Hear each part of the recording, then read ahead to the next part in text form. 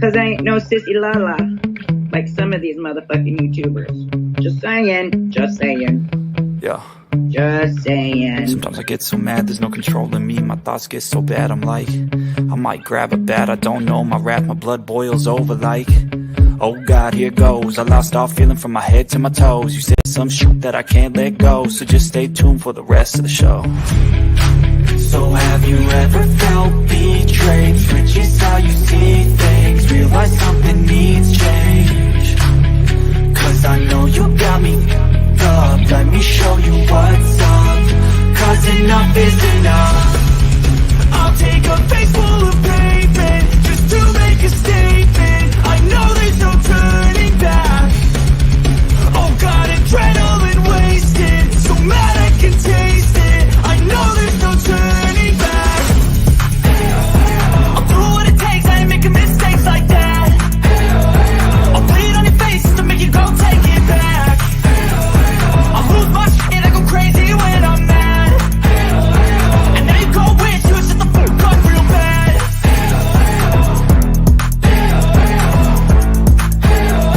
And now that I'm gone, yeah, I know there's no turning back.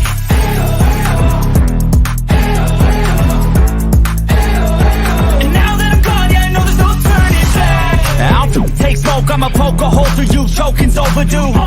Come at me and you won't get any older, dude. Crack your holder too. Heating up inside of me, blood so violently. Thanks for trying me. Now it's finally time to see how this rivalry becomes a dynasty. Women's boobs are their balls. They're just not down there. So yes, gentlemen, we have bigger balls than you do. What? Say what? I'll bleed on your face to make you go take it back. I'll lose my shit, I go crazy when I'm mad. And now you go wish you would shut the fuck up real bad.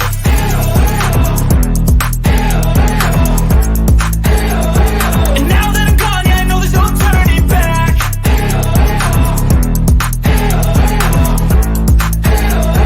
And now that I'm gone, yeah, I know there's no turning back.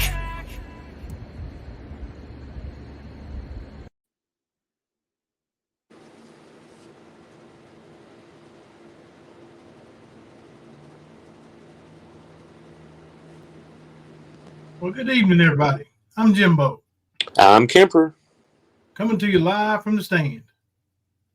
Kemper, I was going to try to surprise you, but the green screen wouldn't let me because for some reason it blacks out the yellow as it does the green. So I wanted to show you something that I picked up today at Ross, Dress for Less. Oh, I love Ross for Less. Hell yeah. I'm going to show you this hat I picked up. God, that's nasty, dude. Why would you do that to yourself? Well, I just Good wanted to Lord. surprise you. I was going to wear it, and see how long it took you to notice it. But like I said, the green screen, it just shows blank. Like, Well, that's pretty much what it's worth. you see, I mean, honestly, being that team and then in an asterisk year, come on. Hell yeah. What's going on, buddy? Muck fish again. All day. Oh, There's actually a clothing line. There's a clothing line that is named that, Muck Fishigan. Really? Yep. I bet it's pretty popular. It's very anti-Michigan Wolverine. Yep. Yeah. Hell yeah. Anything that makes a buck, man. Mm-hmm. Oh yeah. So we're going to go over some more phone calls with Shelby here. I'm going to pull it up. I was watching the game. It's when I walked in here. Kentucky's about to put it away, so cool. I didn't really have a chance to go ahead and pull it up, but I'm going to pull it up here in a second. And we're going to go over this next call with Shelby. I haven't had a chance to go through and listen to it, but I think this is the call where he says Ernie is now what? Fuck, I can't remember. The whole reason the phone calls we brought about, but anyway, I have a T-shirt that says "Kiss my Michigan" instead of "Kiss my ass." Well, that's cool. That's cool. Does it have like a logo, like with a big ass on it or something?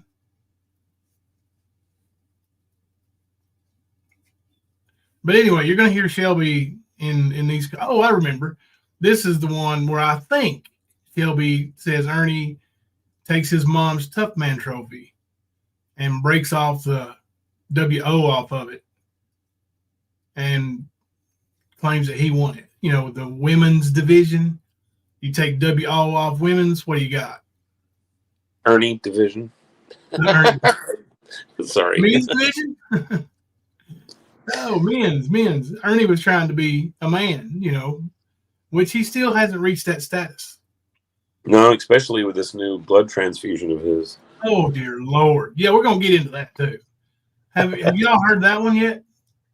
You mean that account that's running around with his sister's name, him telling everybody that he just had a full body blood transfusion, blah, blah, blah. Ernie, you're not good at this. Neither are your people. Yeah. This is the kind of shit that BDAC backs. And those brain deadians over there, like, I don't get it. Hello, TOG. It's all about the sympathy points, bro. Yeah. Just like him getting bit by the cottonmouth and him not being in court because he was on dialysis, having renal failure, blah, blah, blah. Just like when he jumped out of the Hummer on the way down the road when the day he was supposed to give back the car. Mm-hmm. It's all about that sympathy. Yep. And opportune times. Yep. Peace and pizza. Member for 2 months. Hope everyone is having a good night. Thank you very much. And we had another one here too. Lion Mama. Thank you for becoming a new member at the stand. And I think that may actually be a renewal. So, well, thank you anyway. Either way. Yep, let's see. Skunk said, yep, Skern is still a puppet, hasn't reached real boy status yet. Probably never will reach real boy status if you ask me. I don't think he will. I mean, Ernie thinks he's on the golden ticket right now. He's living the life he always wanted to live. He thinks in his mind that he is super, super famous.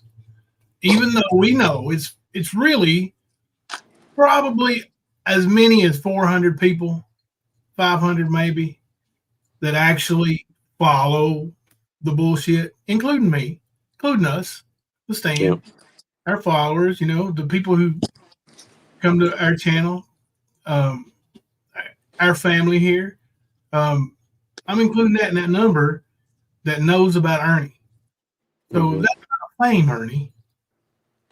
But he thinks he's famous.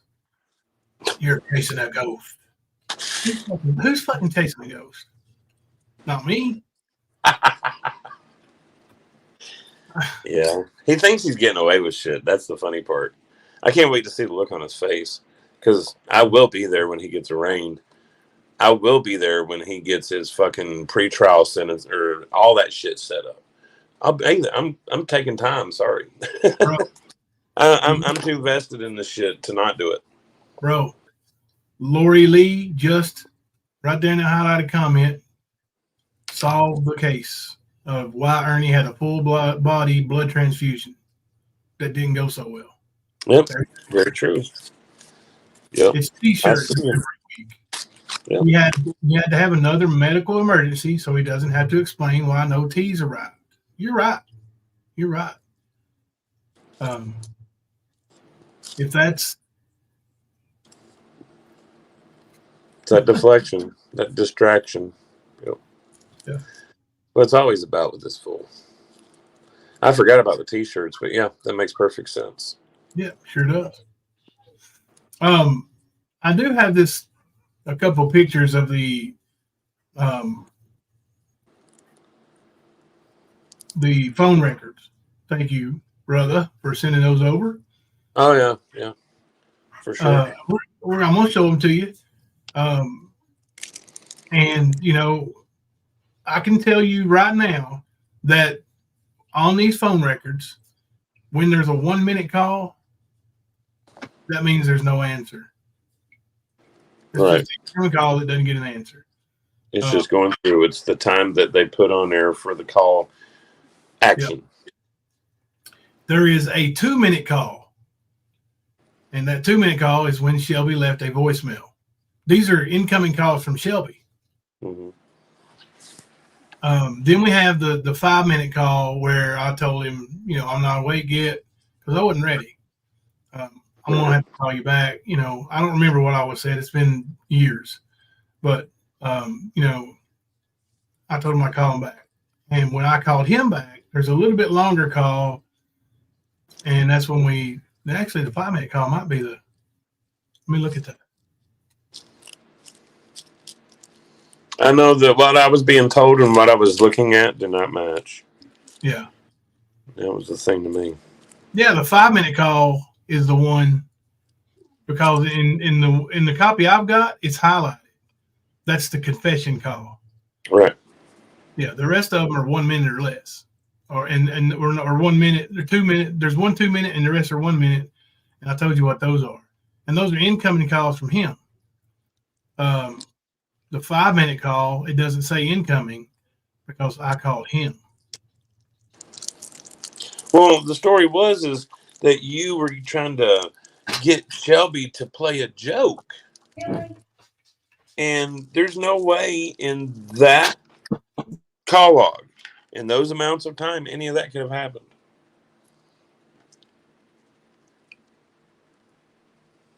So, did I glitch?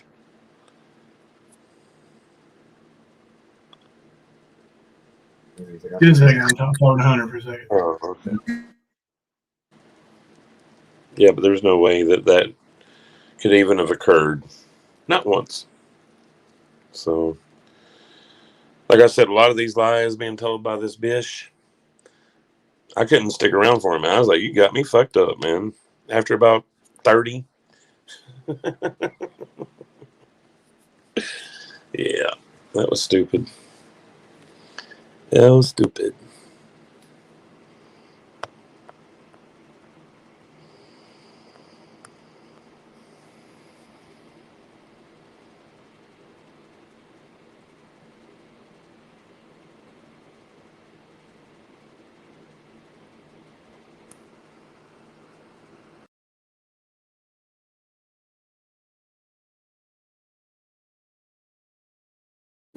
All right, sorry, y'all.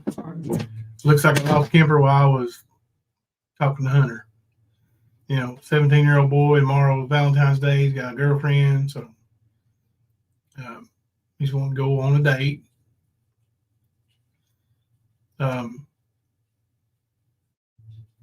Welcome back. I'm back too, brother. So I missed all what you were saying. Are you still muted? Yeah, I'm sorry. I was scrolling through the chat and hit the back button and it threw me right out of StreamYard. Oh, is that what happened to you? But yeah, I was looking at this call log. And this is not the one that's got the one highlighted, so I had to point it out. But yeah, these, like he says, we talked 5 times that morning. We didn't talk 5 times. There's that 2 minute call where he left a voicemail. That's an incoming call from him. Let me look at it here. The 2 minute call, incoming. Incoming. Right after that, he called me right back to back. And then looks like I called him. When you woke up. Yep, and there's no answer. The 2 minute call may be the one where I told him I'd call him back. And then I called him back and he didn't answer. But anyway, when I finally do get a hold of him, there's a 5 minute call. That's the confession call. I don't know why they have my sister's phone number, the Alabama number, highlighted for. I guess that's Cray Cray doing that. Probably. She's got my name wrote up here with her handwriting. Or is that Shelby? Like Jimbo called, like I called him. Listen to the recording.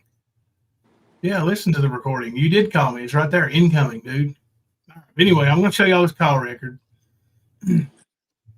And what are these other ones here? Let's see. I didn't like look at them hard. I just remembered them, seen them, grabbed them, sent them to you. Yeah.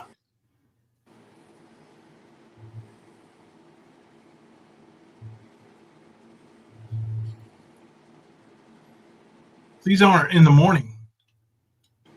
7:51 p.m., 1:40 p.m., 12:30 p.m., 12:16 p.m. Yeah, 12:16 p.m. Now, I did talk to him again that day because if you'll remember, they wanted me to call him and distract him while they surrounded him. Yeah. I was actually on the phone with Shelby when the police got him. Mm-hmm. He said, "Man, there's all kinds of cops here. I don't know what's going on." Yeah, he did. Say anything. I wonder what that could be, you know? I don't know. He had to know. Yeah. So I'm gonna show you all these records. Let me go ahead and do that before we get into the phone call. The Shelby from jail phone call. Let's see.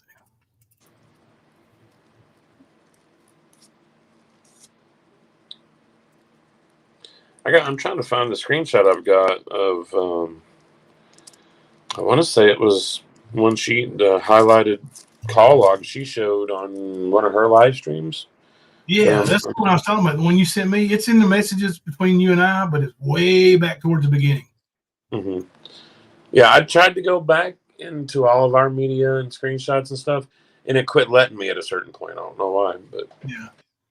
Well, I'll show these, and then I'll go on my phone and search. We may show a little video or something, and or something, and go back. While I scroll back because it takes a little while, a couple minutes anyway. Oh yeah, that's what I spent most of my day doing. Yeah, but I'll go back and retrieve that record, that phone record, because that's the one when she kept saying, pushing that stuff. I got that phone record. And I was like, yeah, there's phone calls there, but there's no. I was gonna say you showed it on the stand too, like here when she was doing it. I remember you doing a live about it.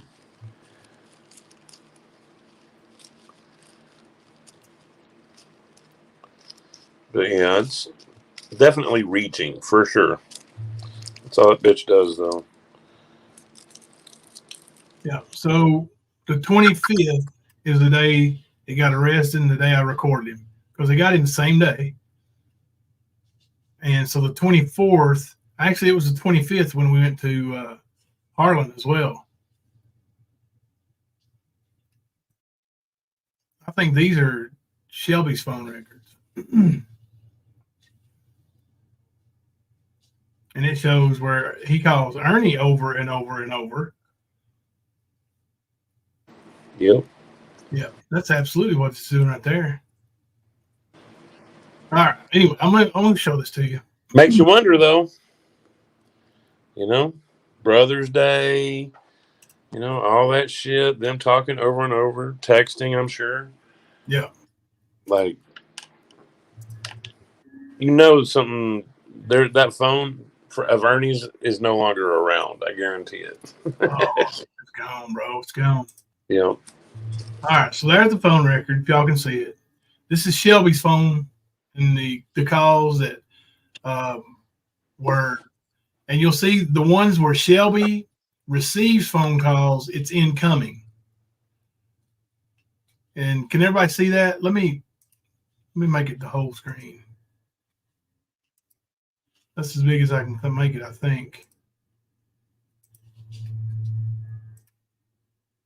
Yeah. Damn. All right. I'll blow it up as big as I can get it there. Let's see.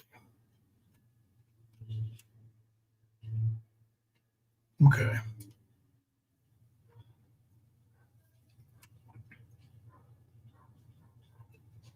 All right.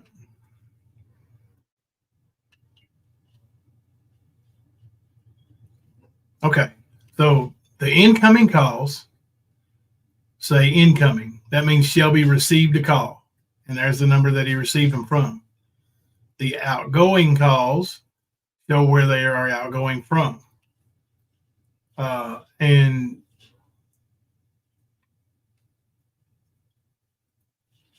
actually, it might actually be where the area code or I don't know what they call the prefix, I guess. It might be where the prefix is actually from.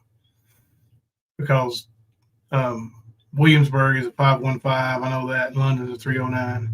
Anyway, I'm trying not to bore y'all, but so if you can follow along here, we'll go up and show you from on the 24th, Shelby getting calls. Here's one from Ernie on the 24th. This was at the state police post. Ernie was at the state police post. He called that's the 25th, morning of. So it's 24th was the night. The 25th is when we went up there and we're at the state police post in the morning. So it's 3:15 a.m. the night of the 24th, the morning of the 25th. Ernie's using Sarah's cell phone. Sarah was, what is this, 2013, 10 years ago or 11 years ago almost. So Sarah was 9 years old. I let Ernie use her phone for a while because he didn't have one, of course. He's a bum. But here you go. Okay. 3:15 a.m. This is when Ernie called and tried to record Shelby from the state police post. 7-minute call. You see right over here on the right side? 7 minutes. Okay. And then, I don't know these numbers. Richmond, Kentucky. That's Shelby making a call. Okay, you got an incoming call. I don't know where these 859 numbers are. They're not my numbers. None of those phone calls do I know who they are or where they're coming from. The incoming, that's him calling back and forth. There he's talked to somebody at 9:21 a.m. for 16 minutes. Don't know who that was. Now, first call he gets from either one, me or Ernie, is at 9:42 a.m. And that's, 10:17 a.m. That's Ernie. 1 minute. So they probably didn't even talk. Okay, this is me calling at 10:18 a.m. 3-minute call. Okay.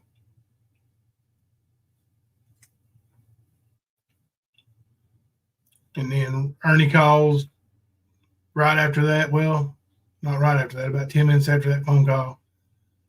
And then the purple one is the one they highlighted, and the other one, the one that we've got, is the confession call. I think it says that on the other one. So this is the confession, and you'll notice like it's 4 minutes and something on the witness stand, so it rounds up to 5 minutes. So there's your confession, 10:31 a.m. Now, he says I talked to him 5 times that morning.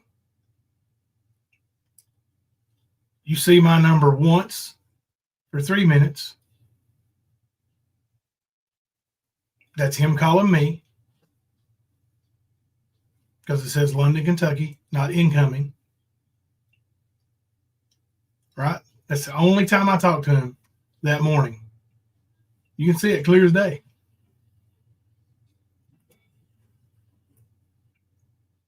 And then at 10:31 a.m., I call him back. Confession.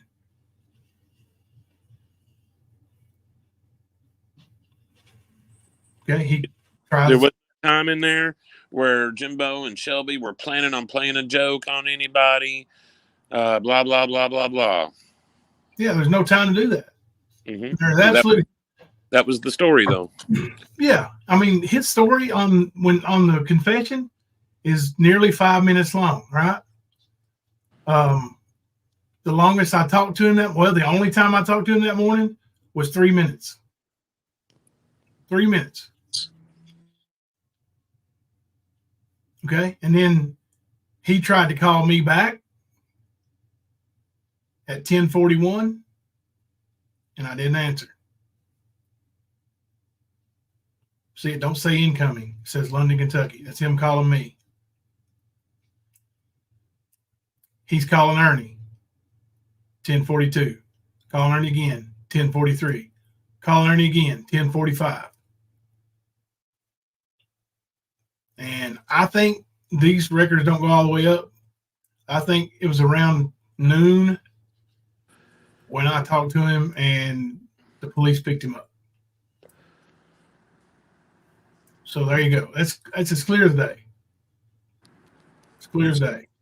Believe me, because if there was something more than that, it would have been questioned. But, she wants to coach him into this shit, man. I found a couple other things you're going to like. I got to show them to you after the stream, but yeah. Yeah. And this also shows that, the defense was really smart by keeping him off the witness stand, because he's going on and on and on about talking to me 5 times and a joke being set up. Well, you can clearly see that's impossible. Not only did he not talk to me 5 times, he didn't talk to Ernie either. You can see that right there. Go back to 3:15 a.m. when Ernie called him, talked to him from the state police post for 7 minutes. And then there's no more calls to Ernie until 10:17, and that's him calling Ernie. So there's no time for a joke to be set up. No time. Absolute false. That right there shows you Shelby's lying. 100%. And anybody wants that phone record, take yourself a good screenshot of it. I can make it smaller. I'll put them on my community post too. Okay, cool. So they're easier to grab. I'm looking for something else here that I found. Let me look here. Oh, yeah. Got text messages written in over here at certain times. SMS. Mm-hmm. Don't say the phone numbers, though. Can't see all that. Not today. Must have left that out on purpose.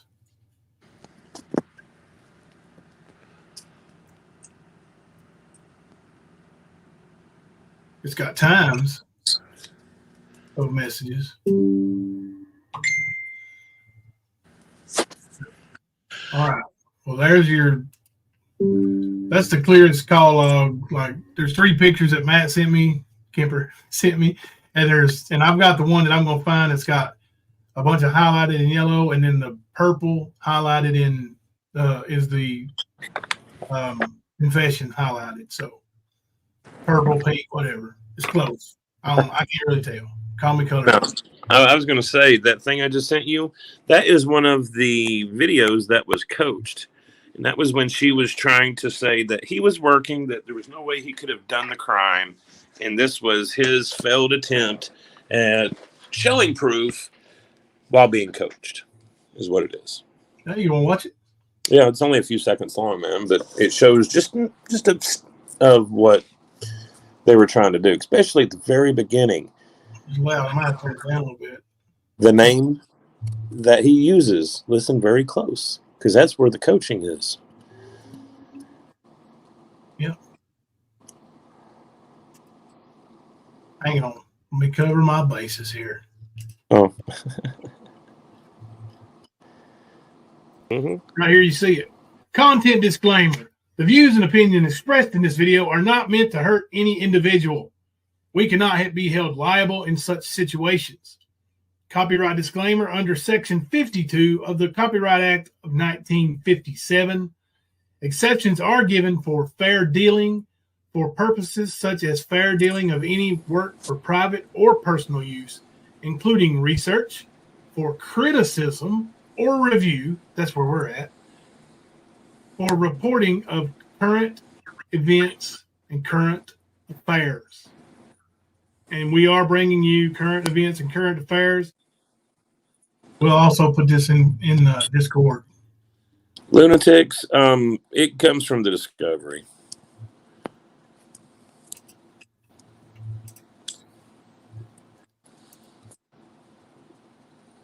Oh, crazy lady is power of attorney. And Shelby has been duped and has sent the entire Discovery to her. Yep. Because she's probably told him the same thing that she told me about her getting Chris Tapp, or being part of the team that got Chris Tapp released from prison. Mm-hmm. So she likes to lie a lot. Oh, yeah. All right, y'all ready?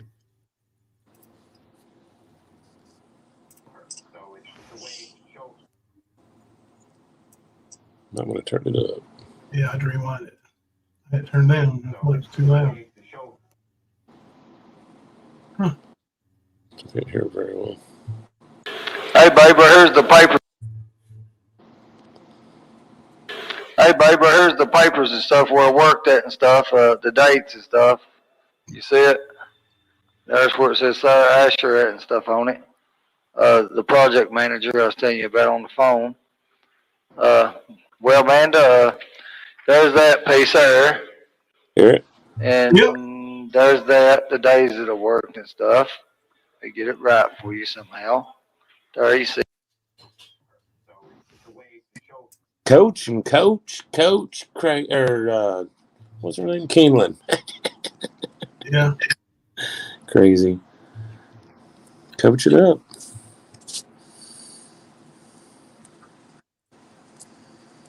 All right. Anyway, so.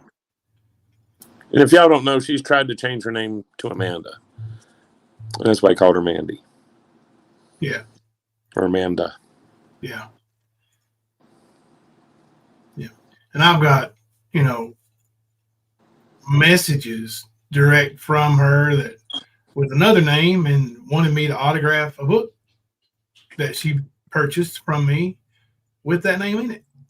So, to that name, a different name. Hey, X Factor, how's it going? Hey, X Factor. So, excuse me. All right. Let me grab this video.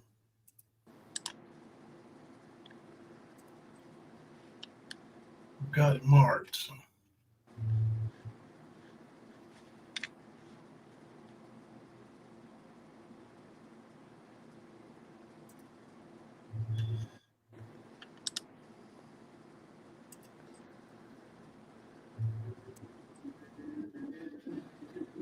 We're going to go over another phone call.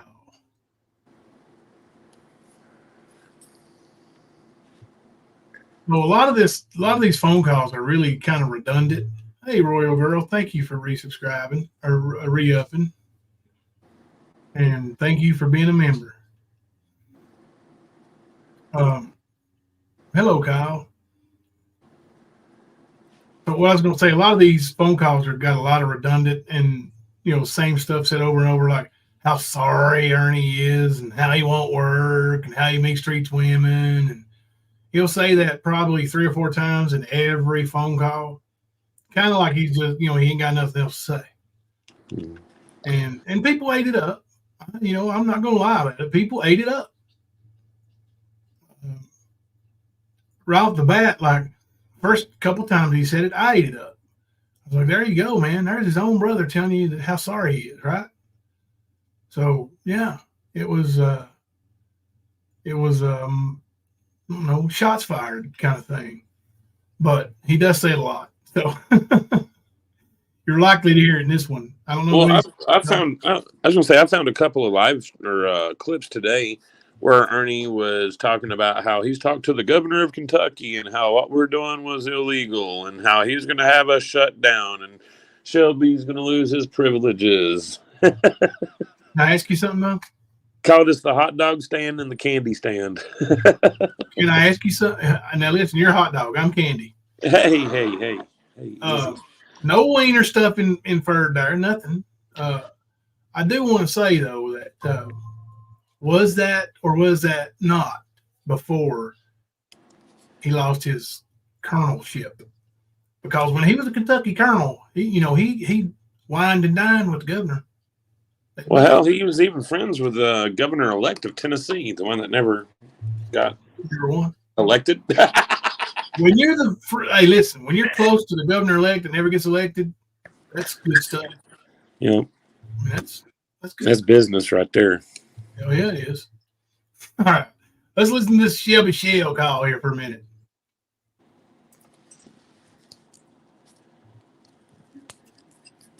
You see this? By the way, that right there is the definition of catfishing. Enough said. Oh, yeah.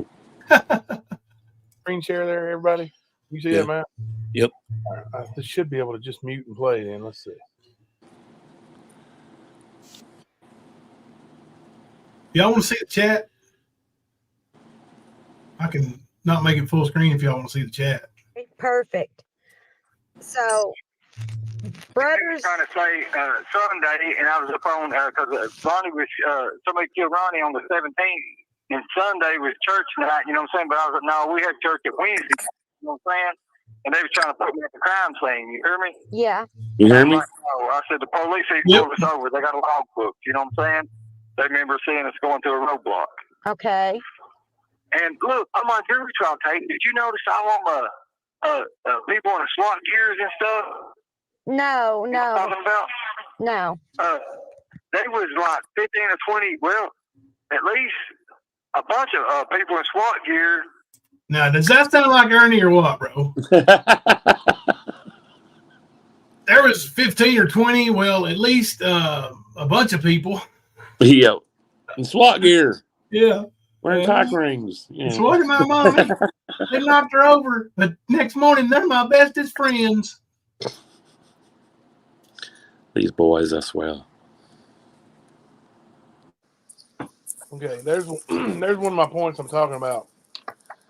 I think that's something that, his family has talked about in phone calls to him, maybe, especially his evil to the core sister. And we're talking about at the trial. Yeah. At the jury trial. Because they weren't.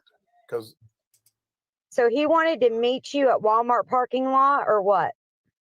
Well, I didn't know where he lived and stuff, and and she says, when they probably were, and when I turn the tape on here in just a second, you hear him say, yeah, like, he agrees with her that quick, no argument. No, they were mean mugging me.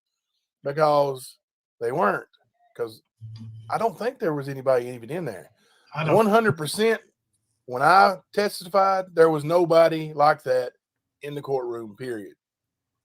So that's, that didn't happen. But now he believes it. You notice we are advertising for Tales of a Lycan and Horror Mask News on Facebook, scrolling across the bottom. I really believe he believes it. Yep. Old school. Just like, Sir.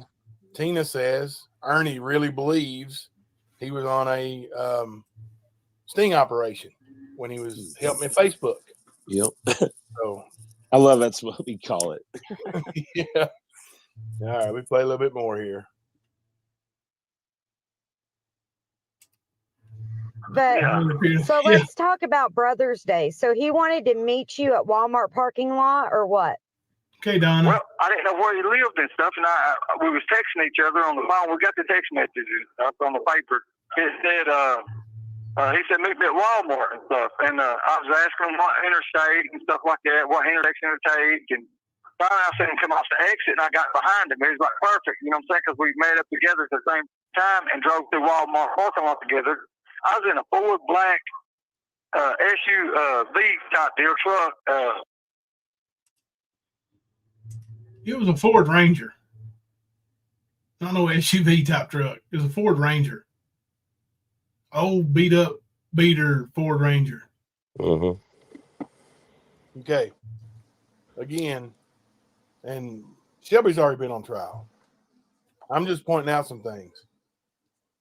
I don't know how many people are actually familiar with Walmart in Corbin. But when you get off the exit at Corbin, if you're going to meet up, you would meet up at Walmart. It's 100 yards, 200 yards. We are streaming one of our old videos. You don't meet up and then go to Walmart. With phone calls from Shelby that were exclusive to the stand. Is what we're listening to, lunatics. Yes. Are you streaming one of the stands videos, streaming another video with an interview with Shelby? It was an interview done by a moderator from the stand, and it was done at the stand. Yes. Yeah, this is from our channel that we're going over. Absolutely. Like February, I'm going to say, of 2022. Yep, that's right. February 2022. Walmart together. That doesn't make a whole lot of sense. And, you ask him what interstate. There's only one interstate, north and south. That's I-75. And you get off that interstate exit right there on exit 29 in Corbin, and you're at Walmart. Almost immediately, there's a pilot station, and then a Huddle House, and Walmart right there. So that, again, I think was part of what they prepared to use in the defense, and that's what he remembers. But I'm not so sure on that being the actual way it could have happened. I don't buy that, because Ernie was living with Lucinda Lay, and for Ernie to go meet him near the exit, he would have had to pass Walmart, go up and U-turn and come back around to meet up with him. So they may have met at Walmart parking lot. That may be 100% true. But the way he's describing that it happened is, I just don't know. I think there's holes in that. And I still think there's holes in it. I don't think Ernie or Shelby, either one, are telling the truth about a whole lot of anything. I really believe all this. The one he was driving was actually a Ford Ranger, the one he was driving.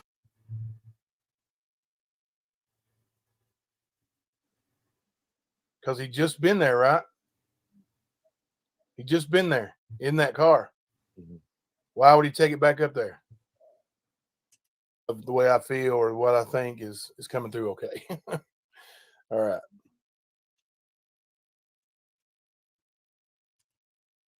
Top deal, pick on cups. He give me 2 cups and a bag of change. But there was jewelry in it, you know what I'm saying? And the thing, and he give me a necklace. He grabbed off out of his car. It was like a Killer Inside necklace that said the Killer Inside. It had Friday the 13th on the front of it and stuff. Right. Like this little metal thing on it. And his little mask making crap. Yeah. And told me to wear it and stuff. So I put it on, you know what I'm saying? Just. Let's see. I saw a question. The Walmart in Berea or Harlan? I have never understood the Walmart relevance. They're talking about meeting up at the Walmart in Corbin, which is about halfway between Berea and Harlan. They met up because Ernie was living with Lucinda Lay in Corbin. They met up at the Walmart and rode together to Harlan for the infamous Brothers' Day.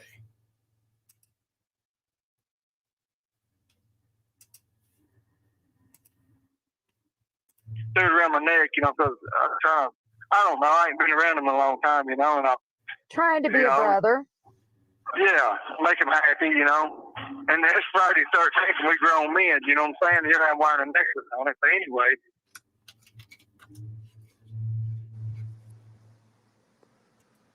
Okay. Now that's Shelby, who's institutionalized basically his whole life, saying that, you know, he found it odd that Ernie, another grown man, wants him to wear a damn hockey mask necklace for Friday the 13th. So, you know, he said he wore it, you know, because he loved his brother, you know, he's wanting to be a good brother. So he wore a Friday the 13th hockey mask. Yeah. I mean, he just got out. Oh man, I keep saying tape. Remind a big part of this to me, you know, reading between the lines, Shelby. Okay, so Shelby's story here is that he got a gun off of me. Okay, and you've heard Ernie threatening me, you know, for about a year now. Why don't you tell everybody who gave Shelby the gun, Jimbo? Yeah, Ernie used to make a big old deal out of that. Till he found out the gun didn't work. Mm-hmm. We quit talking about it then. Mm-hmm. Why don't you tell? That's all coming out. Why don't you tell him? Why don't you tell him? Mm-hmm. Well, I got a dog fight going on in there. Yeah, I hear it. Puppies are going at it. But the thing is, I did not give Shelby a gun. I did not sell Shelby a gun. But Shelby's saying he gave it back to Ernie to give to me. Now, I told prosecution, I told the state police when I gave my statement that my gun was missing. I did not say Shelby stole my gun. I did not say that to the state police. Mm-hmm. I said, once I heard Shelby's story about killing the mayor, I went and checked. My gun was gone. My underwear drawer. They were helping me move around, move furniture. You know, my house had just burnt. Everybody's talking about all that. So they had access to things in my room. Both the brothers did. So the two of them, like I said, you know, they're telling the same story, but one's saying Ernie's responsible for it, and then one's saying Shelby's responsible for it. Personally, I think Ernie's speaking about Shelby referring to himself. Yeah. Pretty much. Yeah. So that's a little bit, just touching on the gun just a little bit right there, but he's gonna talk a little bit more, and then we'll stop and explain more. But I think I said that backwards. I think he did. All right. When we got it and stuff, the text message, I thought they were all trying to set me up a gun, so I took it back. But Jimbo wasn't home and stuff, and I had to. Laura text Ernie that we was getting to OH Hacker Lane or something wherever he lived at, because I don't know my way around. I only know my way around from Bria to Harlan. You know what I'm saying? Because I've been locked up all my life. You know exactly. So it takes a minute. I like how she coaches. Now that part of his story about, you know, not knowing where he's at and all that stuff, I believe to be more accurate, you know, about how to find Ernie and Lucinda's home, because he was locked up, and he's not familiar with anything other than where he grew up was Harlan, and now he lives in Berea. So he hasn't been, you know, really living anywhere else or being much of anywhere else at all. But, you know, when I said he got off the exit and he was at Walmart, now that's pretty much, it has to be that way. But now when he goes looking for Ernie's house, that's, you know, more accurate, because his wife's texting him, asking him, has he found the, you know, the number on whatever lane she lived on. And that seems more accurate. And he's starting, you know, like I said, he's putting things together with what he knows and what he's been told. What he's being told. No matter what, the defense is going to put on something, they have to present a story that makes him look not guilty. And he has to be a part of that.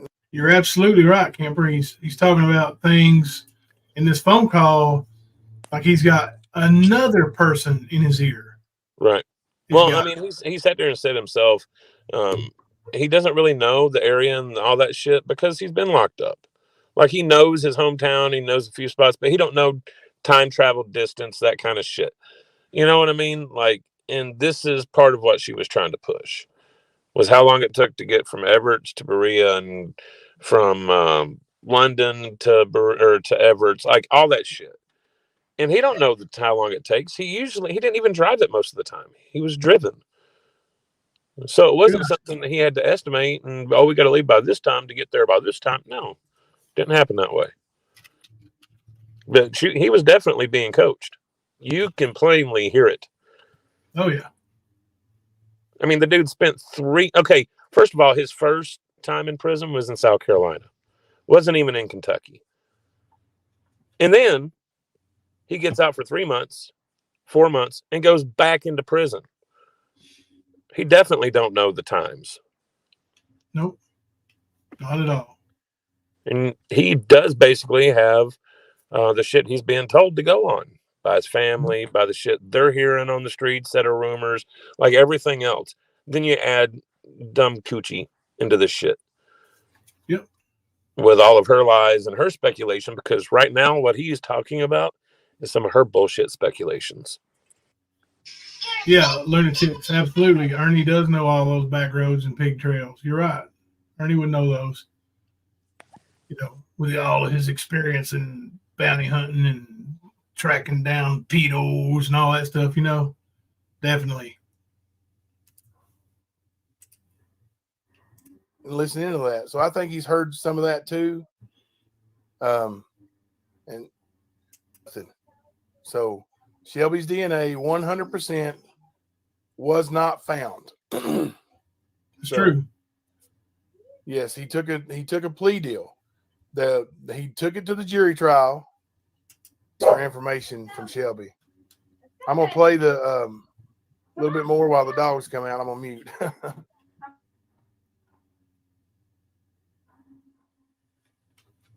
Yeah, and I don't know how to use like that, you know what I'm saying? So I gotta have somebody with me. So my wife we give the gun back to Ernie, you know what I'm saying? Took it back to Ernie. Ernie's supposed to give it to Jimbo because Jimbo was gone.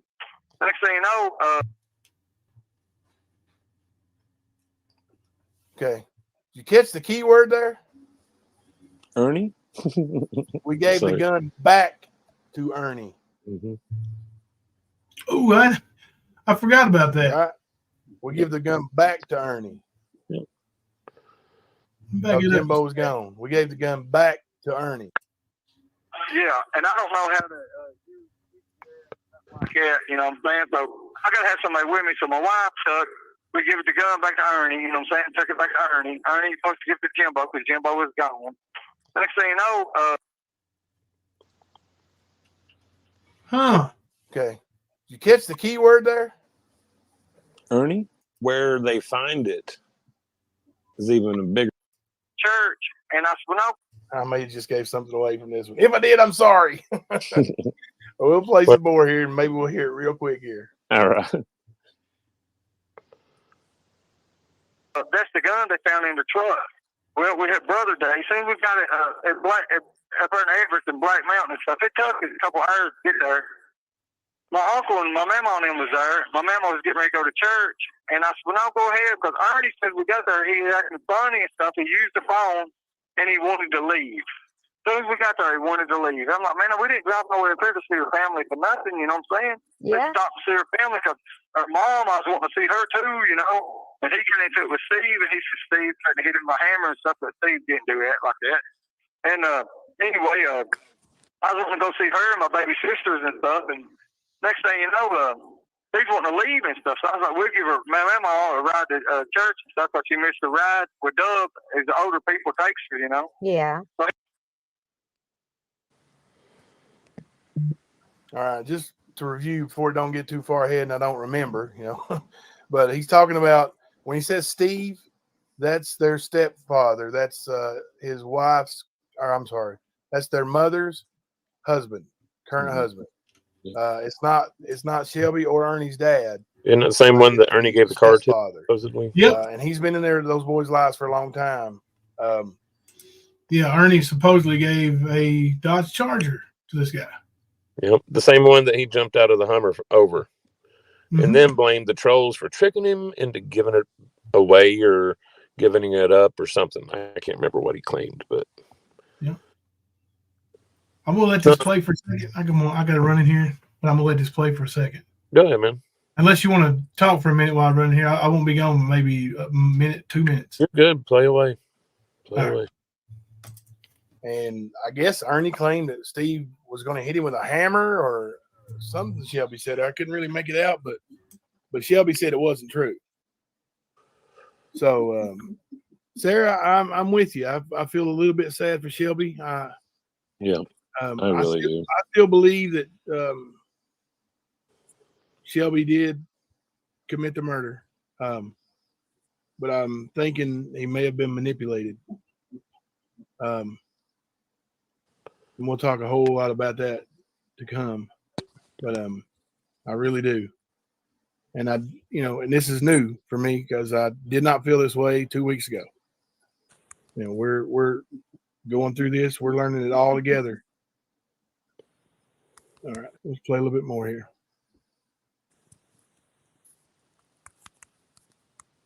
He's trying to scare her backing off this big hill, you know what I'm saying?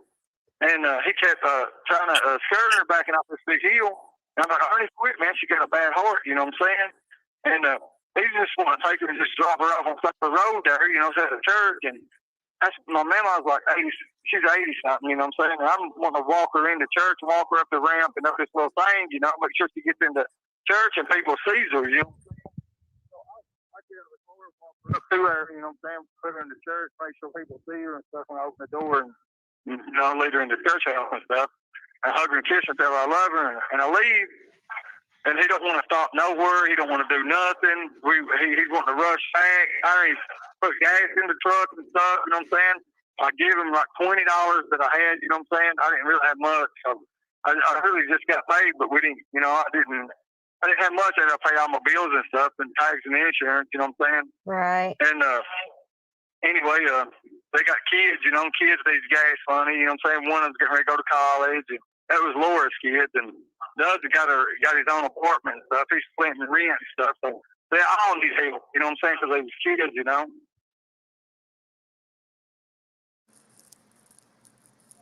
And this has nothing really to do with the trial or who I think murdered or who I think, you know, any of that. But just as men, just as man, here you got Shelby, who is a lifelong inmate in correctional facilities. Got it.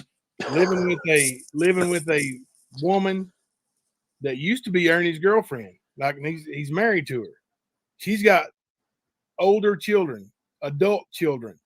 And here Shelby is giving them gas money and helping them pay their bills.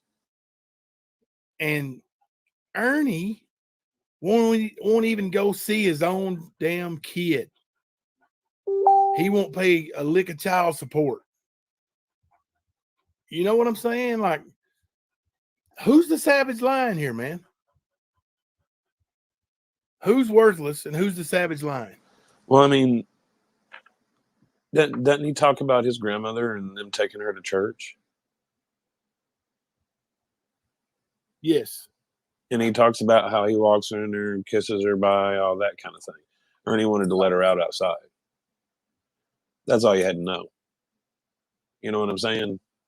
About a guy that's supposedly all of these great, wonderful bounty hunter, mask maker, yada, yada, yada.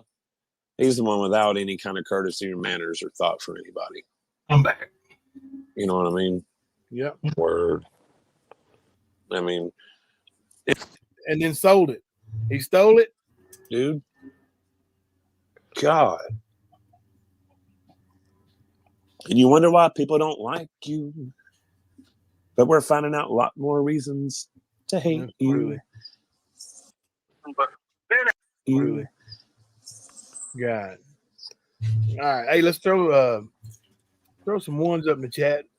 We want to hear a little bit more from Shelby Shell. Shelby. Begging for ones in the chat. Halfway through the phone call. Looks down there. Yeah, about halfway it looks like. I'm glad everybody came out tonight. For real. Oh yeah. Hey, this is a big crowd. Crowd. It don't make up for last night missing, but I mean it's still a really good way to bring it back. So. Yeah. All right. That's some preacher kid. So you're right there. Kemper will call your ass out. That's the preacher kid, man. I'm telling you. my dad did that from the pulpit many times. It ain't gonna make up for you missing last Sunday, but you know what I mean? Yep. The ones. Here we go. Let's get some more from Shelby. And we smoke cigarettes and stuff all the time, so we go to the bar maybe once a week or something. But during that Brothers Day and stuff, we pass a roadblock. Ernie told everybody, they told all my family members and other people, they pulled me out, made me take my shoes and socks on at gunpoint, you know what I'm saying? Search my shoes and socks and like, you know what I'm saying?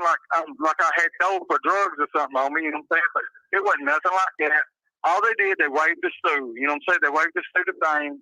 Well, he goes and tells the detectives I had a gun. I was going to shoot the police and all kinds of bull stuff. So he tells these police a bunch of stuff like I was going to kill these cops and that we. Bull stuff. I just had to stop it right there just for a second. We're going to continue on with Shelby's. First time I heard this. Yeah, but Shelby's talking to a lady. And you know what he's treating her like? A lady. A lady. Yep. A lady. Then you got Ernie harassing, doxing, and everything. Accusing them of being leaders in trafficking rings. Yep. There's still something I gotta say this rings true still. You know, Shelby is a violent criminal, and he still treats women better than Ernie does. Yep. A lot better than Easy does. Ernie and Easy put together. You know, just out of the blue for no reason because they don't agree with him or that they see through his bull stuff. Yep. Is trying to ruin their lives. Shelby's talking to a lady like a lady. Hey. He said bull stuff. Yeah. Like, dude. That's awesome. Give a hand for Shelby. Yeah, man. Give a hand for Shelby. Even if you believe he's guilty, even if you think, he's got more class than Ernie. Agree with him, or that they see through his bull stuff. Still a murderer. He's got more class. Is trying like a lady. Hey, he said, even if you believe he's guilty, even if you think, he is that you're a serial killer, like a lady. Hey. He said bull stuff. Yeah. Like, dude. That's awesome. Give a hand for Shelby. Yeah, man. Even if you believe he's guilty, even if you think, he is a murderer, and he definitely was involved in some sort, but he treats a lady like a lady right there. And Ernie has never treated a lady like a lady. Period. Nope. All right, let's play some more from Shelby.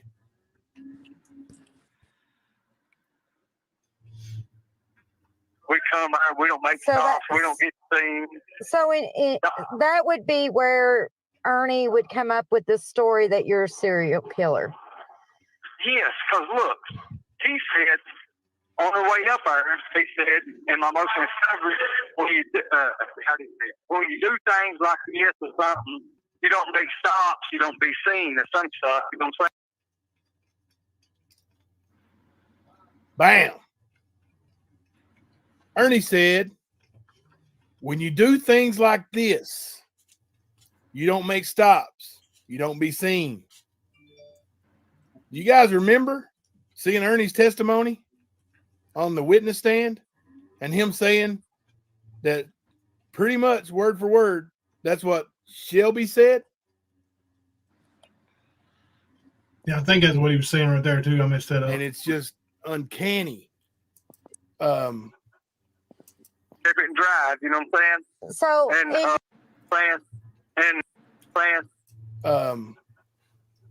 desired goal to achieve is fame. All right, play some more.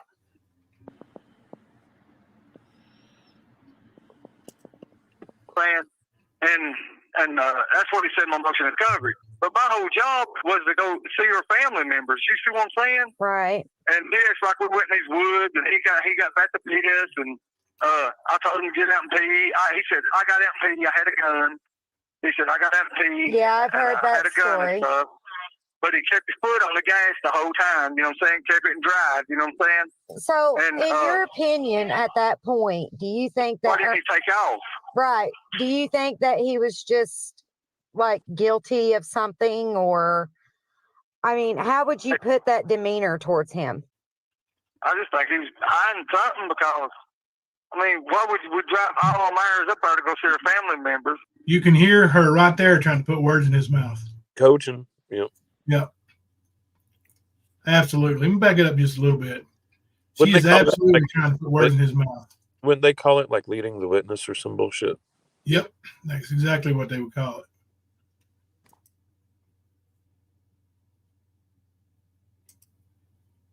Shit. Backed up. There we go.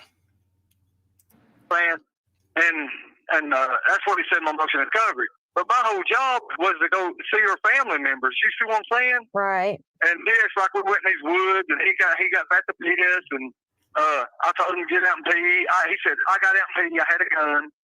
He said, I got out and pee. Yeah, I've heard I that had a gun story. and stuff.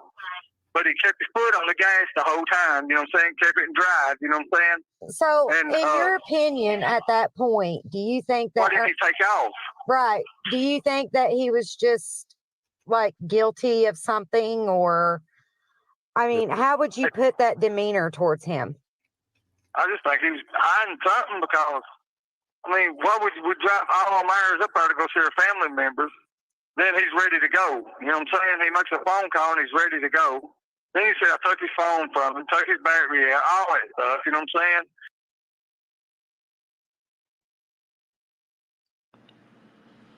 saying? Okay. Now this is going back to some things that Shelby has heard. Now this is the thing he heard from his wife. Because when Shelby was arrested, Ernie's wife was on a phone call, and I was on that phone call, and with Ernie and her. Yeah, this is where she, asked even if we took the batteries out. So that's something that she's told Shelby, and that he's interjected into that, but definitely, that's a story that came. He used to be a bounty hunter.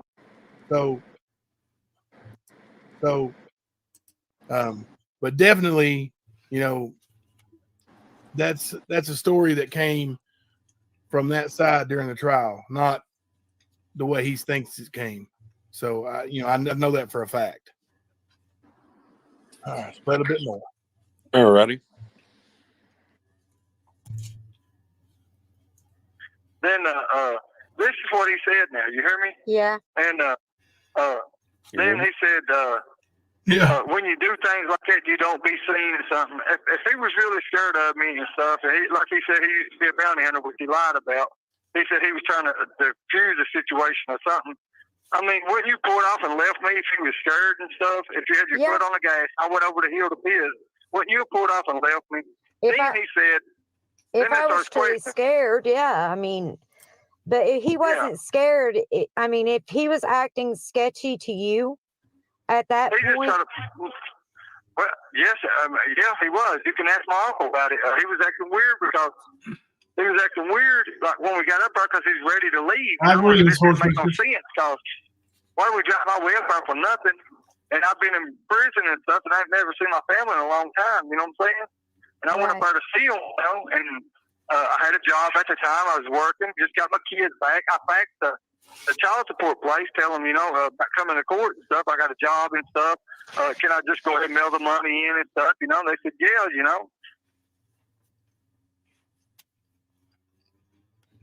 You got a guy who's been in prison, and evidently when he was out at some point, he fathered.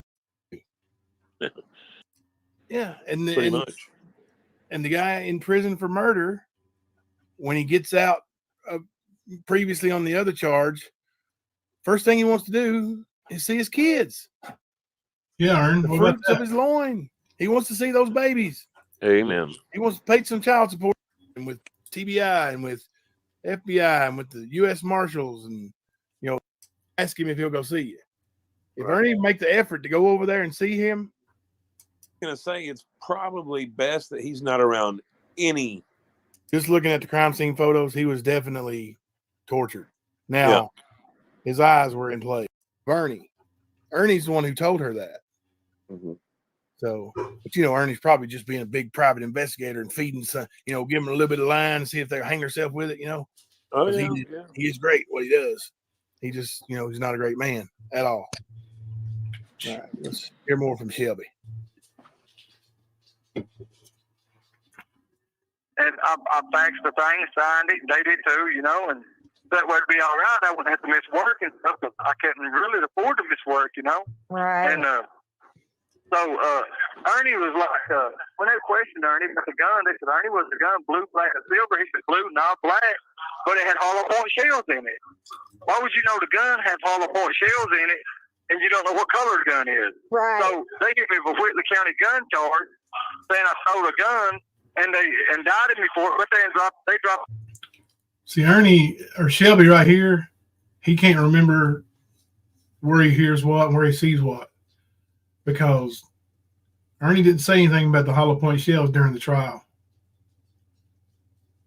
We heard his testimony just a couple nights ago. He does say it's blued out Smith & Wesson, but he doesn't say anything about hollow point shells. Not that I can remember. Not during the trial. In his statement, he probably did. And that's probably where Shelby's getting at, is from his motion of discovery, where he's got the discovery evidence they used to arrest him with. Wasn't that gun charge? Wasn't that part of everything that they were charging him with and what he pled to? Yes. I thought it was. Indictments and stuff, with the county gun charges and stuff. They dropped it on me and stuff because it was hearsay. Ernie said he seen me with a blue steel gun. I've never got caught with no blue steel gun. Let me ask you. He didn't drop it because it was hearsay, Shelby. You got caught with the gun on you. Regardless, you are a convicted felon and you had a handgun on your person. Yeah, possession of handgun by convicted felon. Yeah, that's exactly what the sorry, I was reading the actual charge because I just wanted to make sure that's what it was. Because that was another thing that she was trying to push so much, was that you and Ernie lied and said that he had a gun and all this other shit. So that was part of her trying to say you and Ernie working together to set Shelby up. Yeah. I mean, pure ignorance, of course, but. Oh, yeah. So what she's going to do is lie. Yep. And lie and then coach him to lie. And she's going to end up getting him in more trouble. Mm-hmm. Because. Do you know that was a 10-year charge? Just the handgun possession? Mm-hmm. That's crazy. Because he's a persistent felony offender. Mm-hmm. Would your brother benefit from you being put back in prison? I don't know. My whole family thinks he was jealous of me, for real. If you don't know. Well, yeah. Shelby touches on that gun a little bit right there, and that's what I was telling you. Remember when we first started listening to the trial? Like, I think it was the first day when we were going through Ernie's testimony. Yep. And Ernie said, it was a blued out Smith & Wesson, and I was like, my jaw dropped. Because the gun that went missing from my house that Shelby obviously said he returned to Ernie was not a blued Smith & Wesson. And just for him to mention that part and the way it comes out, you know, and he's talking about Ernie knows these details, but he don't. If he knows those certain details, like the hollow point bullets, then why don't he know other details? You know, and that's what I'm saying. Like, you got on the witness stand acting like you were an expert witness in guns. You know, I think he said, "I know my way around guns" or something like that. Yeah, he did. And then I think that was word for word. And then, you know, said you saw the label. Well, son, I never had no Smith & Wesson. Never have owned one. So definitely, according to you, because you said I gave Shelby the gun, right? Well, you were wrong about the gun. Either you're wrong, owns it. Like, yeah, when I got put in here, I, you know, kidnapped the guard and told about how it happened, and owns it. Like, yeah. Damn. But Yeah, and I don't know what was into him. I don't know what got in. I don't know what was in. Owns it. Like, you know? Yeah. So he's definitely got more capacity to speak the truth than Ernie. I don't think he's telling the truth about everything. I know he's not, but Right. he definitely tells more truth than Ernie. Ernie don't tell anything that's true, man. I don't think it's in him. All right, let's play a little bit more. No truth. They just think he's real jealous of me, about women and stuff. I love my brother, you know what I'm saying? I don't know what was into him. I don't know what got in. I don't know why he done that. I really don't understand it, you know? I mean, over a female, you know, because I met this woman and it was his wife he'd been with 4 or 5 years. I asked him, does he got any kind of feelings? I took him to my sisters and he brought Lucinda up there too. So I asked every one of them right in front of them, do y'all got any kind of feelings for each other? I mean, right in front of everybody, right. you know what I'm saying? The whole So you family, did the right know? thing. Lunatic. Yes, we have And, a picture of the evidence. Do what? I was just answering Lunatic's question about the gun. They asked, do you have evidence photos, the gun that was found? You know, we don't have them readily available, but we have them. Yeah. We have the crime scene pictures. We have all that. Like, it all came when you got that thing from the courthouse, the transcripts. Every bit of it came with it. Yeah.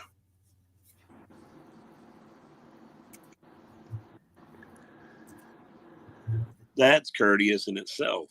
Yeah. Bro, Lucinda up there, bro. This sounds like Ernie can't satisfy a woman and he brings him the baby brother to let him handle him right, you know? I believe that's Like, true. honestly, now he I didn't say it. He said my family said it. Now, what does Ernie always say? Anything that I've ever done in my life is in prison for a murder that seems like both of you are in on. He out here freaking out on the side of the road. That's why Ernie's freaking out, because he threw his brother completely under the bus. Yeah. Hear me then, hear me now. You actually think Ernie is take her money because she got her taxes back. And I was at the line, take her money because she got her taxes. You actually think Ernie is jealous of Shelby. While you guys are throwing those ones up, I'm going to play a little bit more. 1 1 1 1 1 1. Throwing it ones up the chain. No, it was weird, you know what I'm saying? Because he was telling people I was going to rob and kill him, like this woman named Pam. He was telling her I was going to rob and kill her and stuff, take her money because she got her taxes back. And I was at the lake, and me and my wife got an argument over the gun deal, because I thought they was trying to set me up with a gun. And it was her son's daughter. It was her son's girlfriend is the one that said, call the law, says convicted felon, you know what I'm saying? And I'm being a dad to them. I guess they really didn't feel like me, you know what I'm saying, being a dad to them, you know what I'm saying? But he knows he messed up, you know what I'm saying? Well, okay, so let me ask you this. So when Ernie gave you all that stuff in Walmart parking lot, You're telling me it was a cup full of Free pennies. okay, and jewelry. Yeah. What The did jewelry was in the bag. What did he want you to do with those items? I don't know. He acted like he wanted to give me something, you know what I'm saying? Because he never give me nothing. And he wanted to give it to me to put in a fish tank. We got a fish tank. Instead of putting that in the fish tank, he was wanting to put pennies in the fish tank. That's why we got all the pennies for it. And I'm like,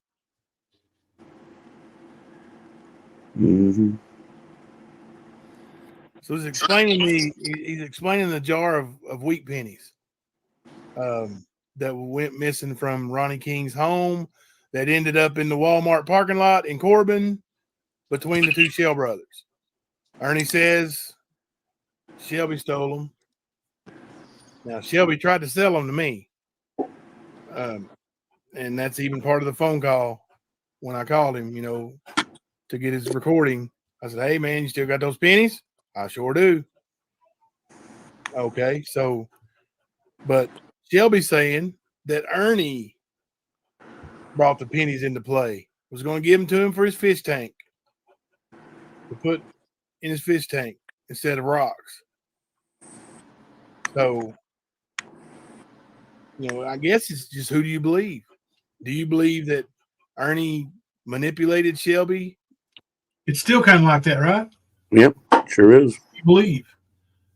Do you believe that Ernie manipulated Shelby? Do you believe Shelby manipulated Ernie? Do you believe they acted together and one got thrown under the bus? That right there. See,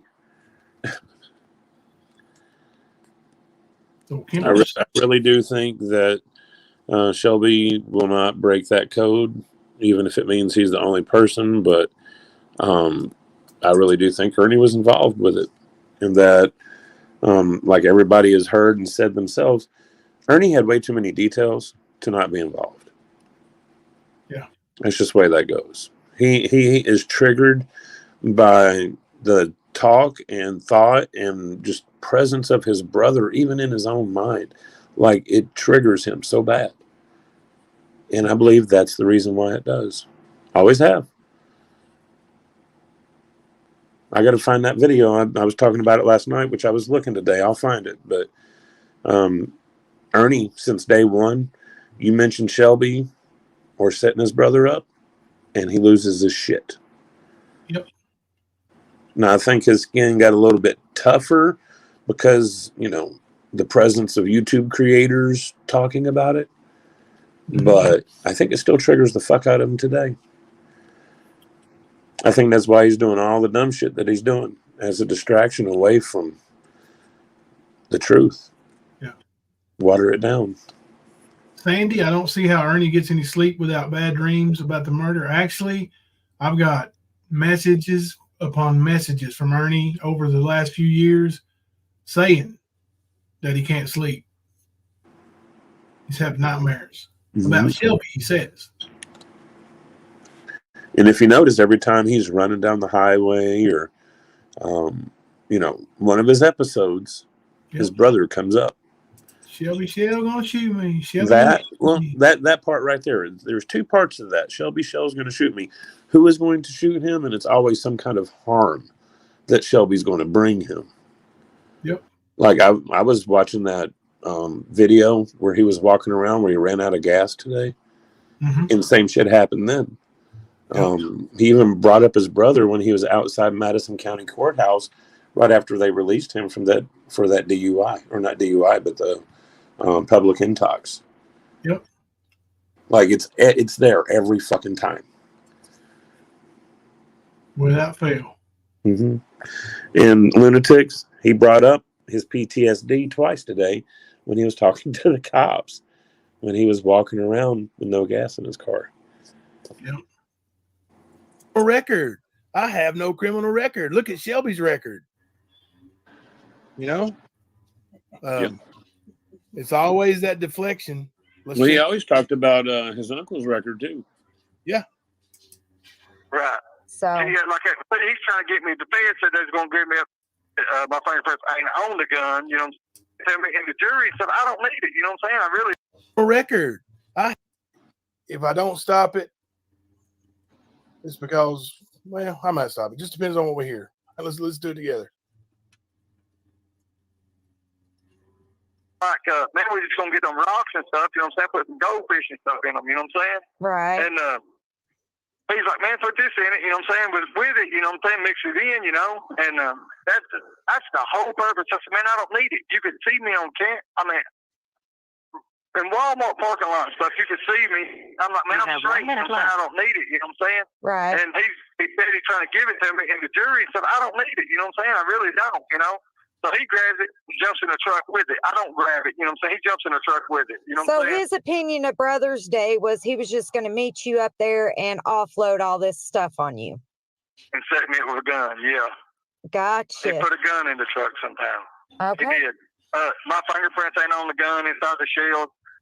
My fingerprints ain't on the gun, you know what I'm saying? Right, and a weapon wasn't admitted into evidence, so you have that going for you as well. So those are bonuses. There is one thing, man. Right. You know how they talk about, you know, Shelby shouldn't have a gun because he's a felon, this and that. You know, that whole conversation was like, I guess 2 calls ago. But I mean, if you think about the circumstances around the Ronnie King thing, you still have that gun missing from the crime scene. Yeah. And just think about this for a minute. Who's to say that Ernie didn't take your gun, tell Shelby some bullshit story, and then when it's brought up that he's a felon, he shouldn't have it, he claims he gives it back to Ernie to give to you, right?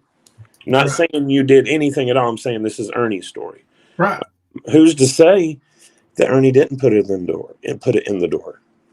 Who's to say that Ernie didn't say, I should take this pistol that we just did this with because you're a felon. If I get caught with it, I'm a bounty hunter, blah, blah, blah. You get what I'm saying? Yeah. Like, if you think about everything happening, I could see that being a very likely thing. Oh, yeah. I mean, I'm sorry. I was just sitting here listening to it all. I was like, man, Ernie could have really done this with his brother and set him completely up. Yep.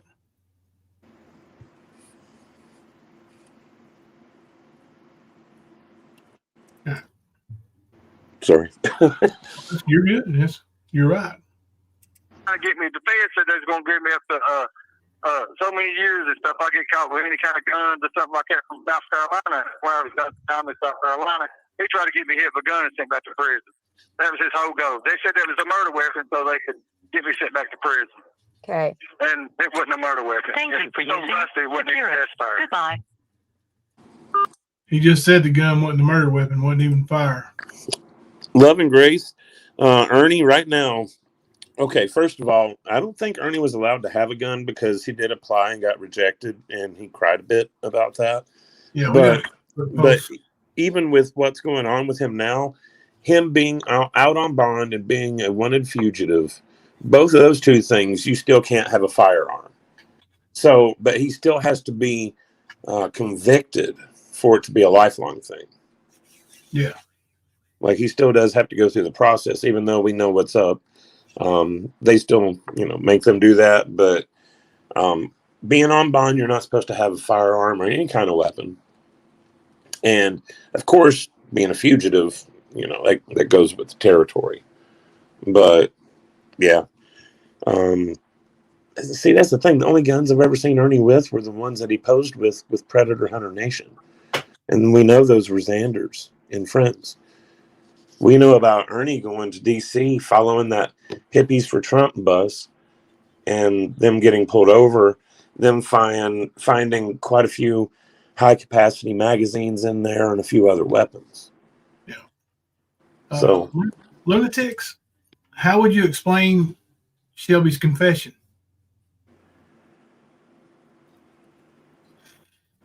You said Ernie could have done this with someone else and still set his brother up. yeah. So let's say you're right. How would you have done that and got Shelby to confess?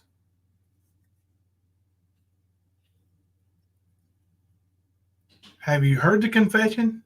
Shelby is 100% guilty. Sorry. Not sorry. Yeah, he is 100% guilty. Yeah. Yeah. He's Like I definitely said, I believe, well, you know, you've heard me say it for a couple of years now. I believe that they were both involved. Ernie set him up, threw him under the bus. Yeah. It was all manipulation on Ernie's part on that end, but they were both involved. No way around it. Yeah. Yeah, you're right. He hadn't been convicted of anything, but Ernie applied for a handgun to purchase one and was denied. We know this because he went straight to social media to bitch about the federal government denying him his rights. Well, he went to the Federal Bureau of Investigation's Facebook page and was complaining. How in the hell can I work as an armed security guard and I get denied a handgun permit? Because you throw up all kinds of red flags, little shell man. That's how. Oh, let me take this off the screen. We back. I heard the confession, but Ernie has been the one giving the full detail of the murder and fire, not the theft. I don't understand. Yeah, I don't either. Shelby gave, if you heard the confession, Shelby gave actual what happened. Mm-hmm. Ernie's details don't even match. Yeah, Ernie's talking about eyeballs being plucked out and all that shit. Yeah. Shelby, if you hear what he says in that confession, if you see the crime scene, you can see exactly what he said. Matches right there in front of you. Yeah. The pillow over the head, the gunshot, all that. Yes, Yeah. absolutely. Mm-hmm. Yeah, there's So, like I said, Shelby is 100% guilty, but he didn't act alone. No.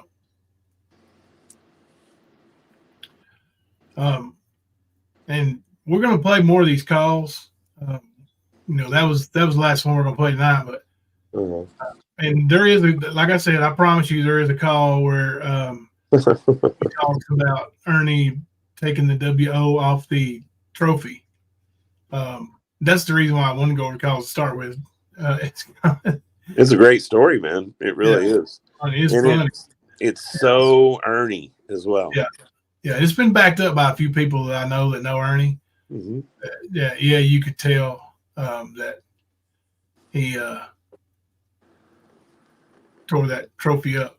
And the guy I was talking about that's in our video that fought MMA for me, the guy's a state trooper now. Yeah.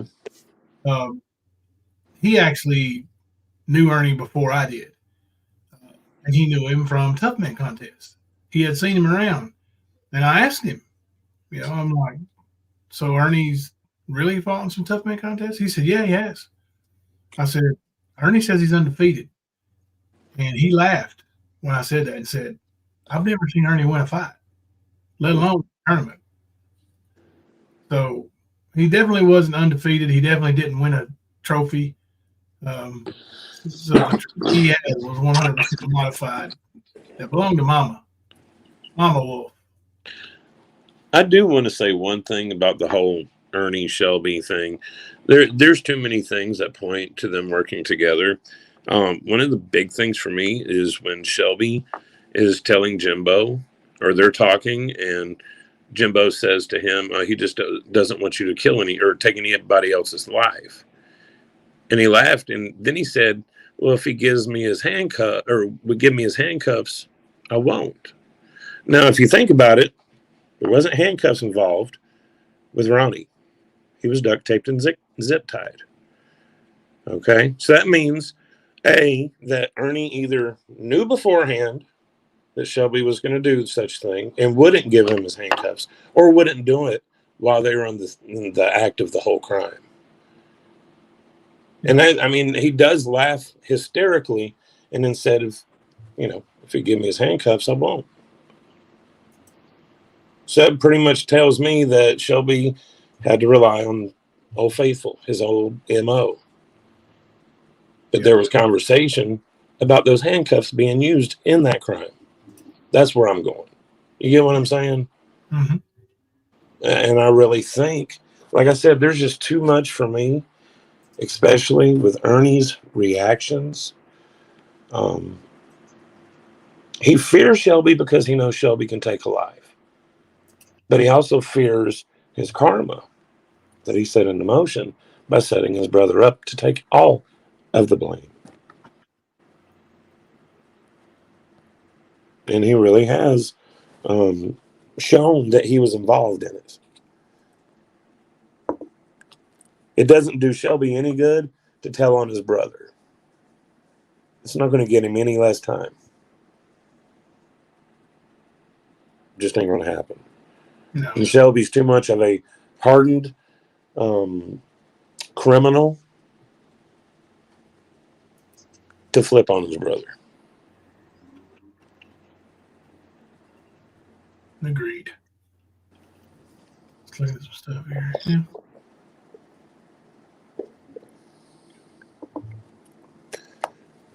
But yeah, I think both of them deserve to be locked up and never see freedom again. Yeah. Yep, I agree. Ernie's working himself towards that plateau. I mean, the more he's out and breaks the law, and he is breaking the law. Well, I mean, every day these charges are piling up. Listen, when he is arrested, the people that are going to file warrants on him. Oh, dude. Yep.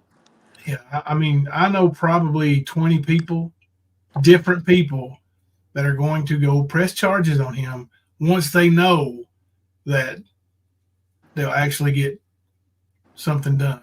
Well, Going to file a warrant for him now, and then, if he don't get caught, they're worried about that. But a lot of people are worried about that. I assure you, he is going to get caught. Well, think about this, though. Think about this as well.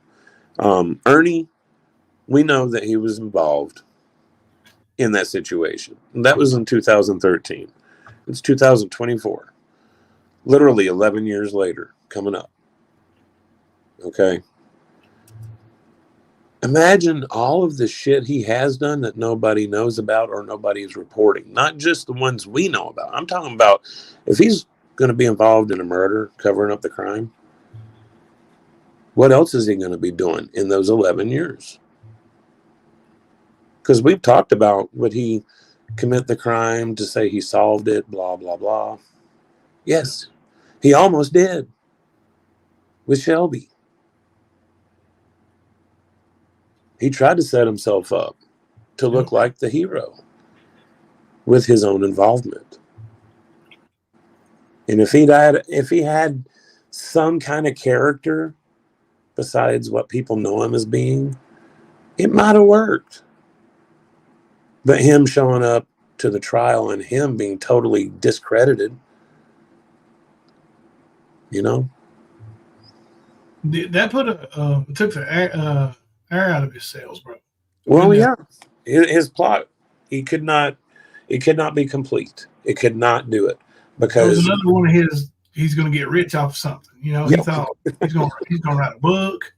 He's going to be a hero. He's going to be praised. For saving this community from a savage lion. His story, the grandiose, like I like to say. It's just. But yeah, it really was a thump to him. And it hit his ego, his fragile little ego. Sure did. Royal Girl, Shelby didn't drive, did he? I think he did.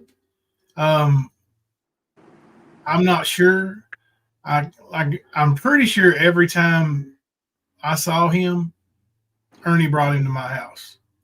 I'm almost positive of that. His wife may have brought him once.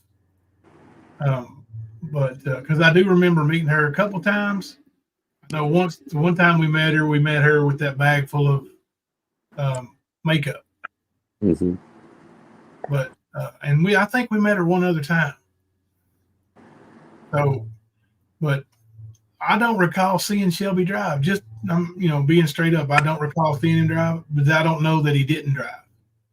So I couldn't say for sure.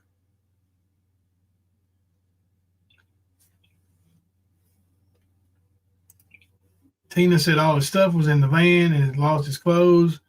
I asked what size he wore. She said, he's a tiny thing like me, an extra small probably. I think small would swallow him.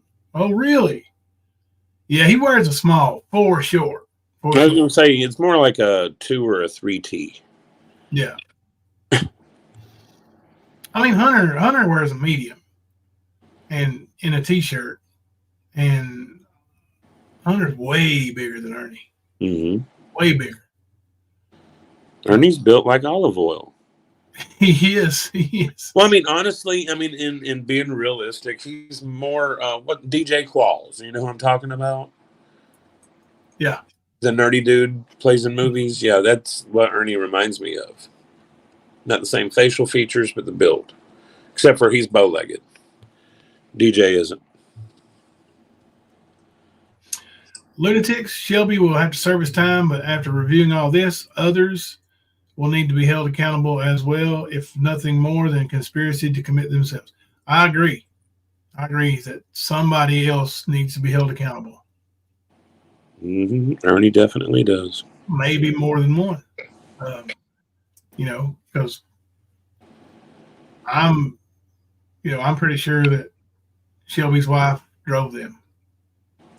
Mm-hmm. So I'm almost positive of that, because she did make that remark about the cell phones. Yeah, I could see that. Yeah, and I don't know that she knew what was going on, so I don't know, but I know there's more. I know she had to know that it went on after it went on, because the reason why I say I don't know that she knew what was going on is because she was battered. Yeah, I was going to say that to me makes me think that she might have found out after the fact, and that's what he did. Yeah. And she was scared for her life. Yeah. I could see that. Yeah. Absolutely. And I've thought about that for a long time too. Yeah. Well, I know he beat her before that too, because he told us that story about him choking her, and he thought he killed her. Yep. She wasn't conscious, and he was dragging her down the steps to get rid of her body, and she woke up. So, and he's a killer. He's definitely a psycho killer, no doubt in my mind. So, and he's dangerous. He shouldn't be on the streets ever. He should never see the light of day. For him to get a 20-year plea deal is ridiculous in my opinion. Thank you, Ernie. Yeah. Hats off to you, Skern Dog. Fucked up a wet dream. Yep. Small like Peter Pan. Yes, he was, Sandy. Hey, baby. I have a question. Hang on a second, y'all. Be right back.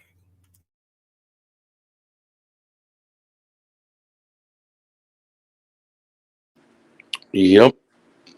They all have them. Love and grace. Like, you know how every family has one, maybe two. It's completely opposite. I think there might be one or two that aren't crazy.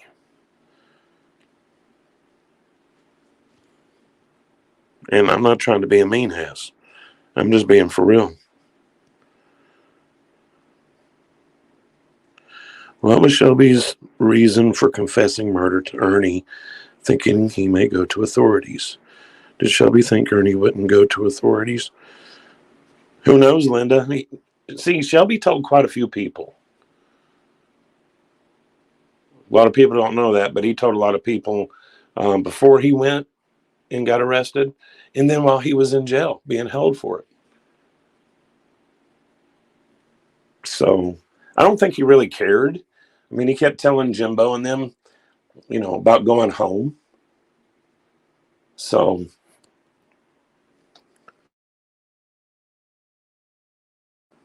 I really think that was his plan. Because, I mean, it was a sloppy murder, too. Very sloppy. So I really think Shelby was planning on going back to prison. And it wasn't about trust at any point, I don't think. I mean, like I said, he told people before he got arrested, not just Jimbo and Ernie. Then he also told people once they arrested him that, you know, he was in the same cell with and stuff. Yeah. Lunatics, do I think it's genetic or environmental disabilities? It's genetic. It's genetic. Like I said, like Love and Grace says here, the whole family seems to have issues. They do have issues. It's definitely something that comes from inside that gene pool. They're all werewolves. That too. I'm just happy that, you know, my family didn't get cursed like that. I really am. I really am happy that my family is quote unquote normal in that regard. Yep. I mean, my family's got their black sheep, but ain't nothing like that at all. As a matter of fact, I don't even know of any of my family members that are doing prison time at all, or have. Not saying it didn't exist, but just my 2 greats back was put in a home when it was my great grandmother. It was her mom. Her mom was put in a home and she was a kid. So back then they did that a lot. Yeah. Lunatic turned. Ernie wants to be a movie star real bad, and Kentucky Justice was his ticket out of that town real bad. Now look where he's at. You're right. He tried to create his own story, and look where it's got him. Like now he's just a failure, and he will never be anything more. Never. Like I said, being famous with 500 YouTube followers, nah. Donna's journey and chit chat. The Shells in Kentucky are very comparable to a mix of the Whites and Whitakers of West Virginia, for real. Yeah. Sounds like it. I've heard that of those families. Yeah, Linda, there are some faulty genes in that family. It is bad.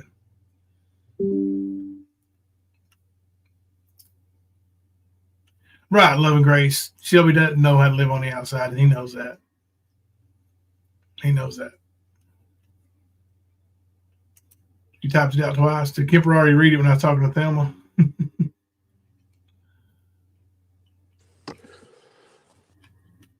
Yeah. My bad. Yeah, the Whitakers is a good comparison, Donna. But the Shells, man, I don't get it. I mean, even his little brother, he's being charged with child endangerment because his kid tested positive with meth in their system, methamphetamines or something. Yeah. I mean, that's not anything to just shake off. No, listen, I mean, honestly, you could probably, like, somebody who's a real script writer could probably make either a drama series, a drama documentary, a comedy series, or a comedy documentary out of the Shell family of Kentucky. They really could. Somebody with that kind of skill set could probably make a really good series out of that and make money on it. Wouldn't that get old Ern's crawl busted? Yep, somebody else making money off of his name. Oh yeah, he'd be so mad. Like when we put the Cash App up to give his little boy some money because we knew Ernie never did, ran all through him, bro. Making money off my son. They ain't making a damn thing off your son. We just giving him something you ain't never gave him. Money. I'm glad that happened. I'm glad they came through for him. I really am. Me too.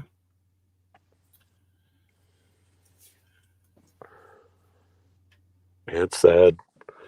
Ernie, man, like, you had a good family, bro, and you just washed your hands of them to play make-believe, man. To scam people. It's fucking sad, dude. Yeah.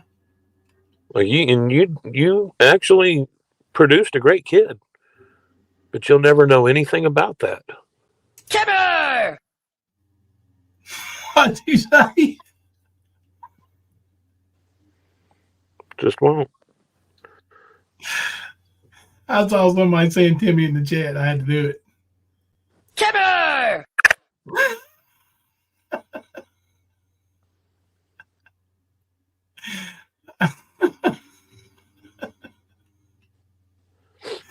Love and Grace and somebody talking about Timmy over here. I don't know what.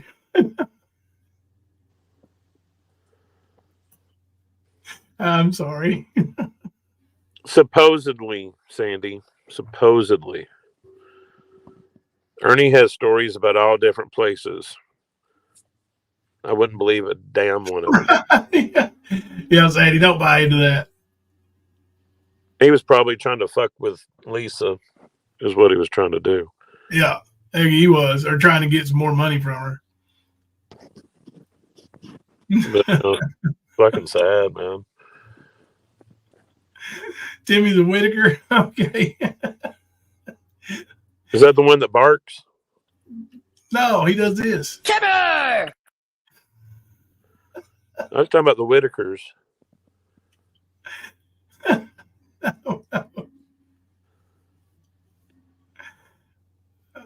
What the hell? Oh my God, no way.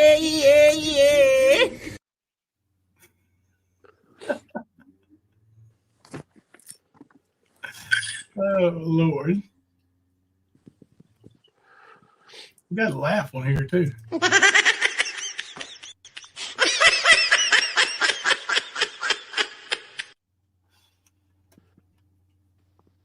Yeah. Linda, that was his fake account, not his sister. Yeah, that wasn't Ernie's sister. That's just a line of bullshit. Yeah. And I forget who mentioned it earlier in the stream, but it seems that either today or this week or whatever was supposed to be T-shirt delivery week day, Yep. whatever. And all of a sudden he's getting blood transfusions. So to me, 1 and 1 is 2. Yeah. Wasn't it Sunday night?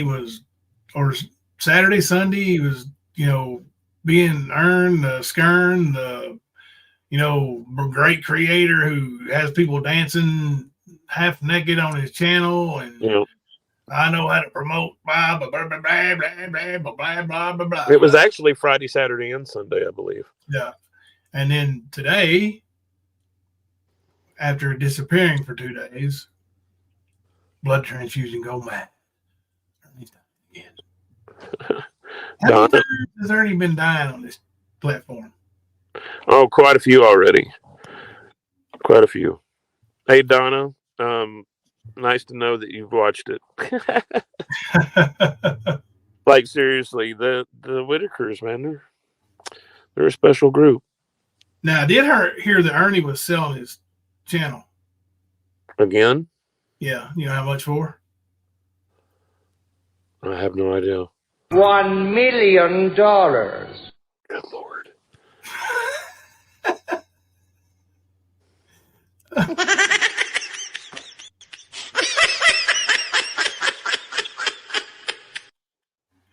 I'm having too much fun, bro.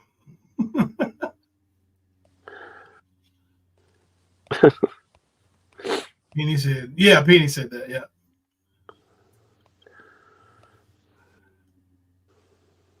He was on a tangent 3 nights ago. Supposedly had someone bound and gagged in the back of a vehicle, or so he's claimed.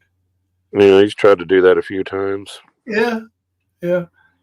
He's had a few videos where he's had somebody in the trunk, or you could hear supposedly somebody banging on the ceiling going, shut up, shut the fuck up. Yeah. So, yeah, but he's a LARPer. Know that, guys. He does not stop. It's always LARP. LARP, LARP, LARP. Yeah.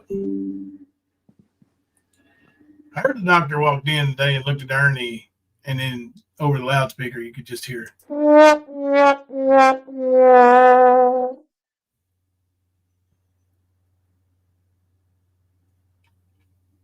They said, did you get any of those nuts? And Ernie said, what nuts? And the doctor said, These nuts.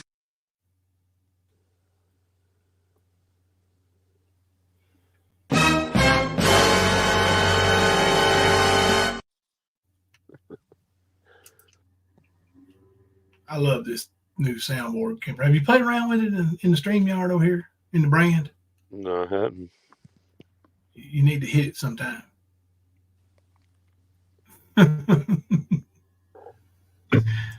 Oh, Lord. I'm looking at it right now, but what'd you do? Just upload some new sound bites? Is that what you're saying? It's down at the music part where you upload music and StreamYard all the way down at the bottom. Okay. You go to brand and go all the way to the bottom. Oh, the add music. Okay. Yeah.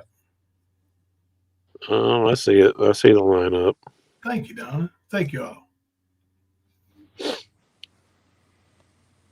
Lunatics wants a soundboard. I'm telling you, they're catchy, man. I'm gonna have a place, bitch boy. You don't have a fucking place. Fuck off. I'm sorry, I seen it on there. I was like, oh shit, I got to play that. Kimber Sinatra, baby. They still don't have a place. They're still a bitch boy. Linda, I agree. I do believe it's subs love being lied to. They want in his pants so bad they don't care. There's a bunch of them that can absolutely relate to that statement. Poor old paper cut Tina. I think they like being lied to. I think they like to make believe. I mean, to be a LARPer, you've got to have an audience. He definitely has his audience. It doesn't really change, but he has his audience, and I think they like it. Yeah, they do. Yeah. And then there's some in there that I don't know. They know he's just a goofball, that he's nothing, like a nothing nugget, and they're playing with him. Like Ernie thinks he's in control, thinks he's playing with people, but people go into his chat and play along and act like they believe what he says. And Ernie thinks that they're drinking the Kool-Aid, and they're laughing at him the whole time. This sucker believes we believe him, and he does. It's funny. It's sad. It's funny. It's sad. Paper Cut Tina is so gullible. It's sad. It really is. It really is. The woman is. Well, it's almost like, I mean, even Team Rose, man. Like, I do feel bad for them because they're built in such a way they can't help themselves but flirt with that make-believe bullshit.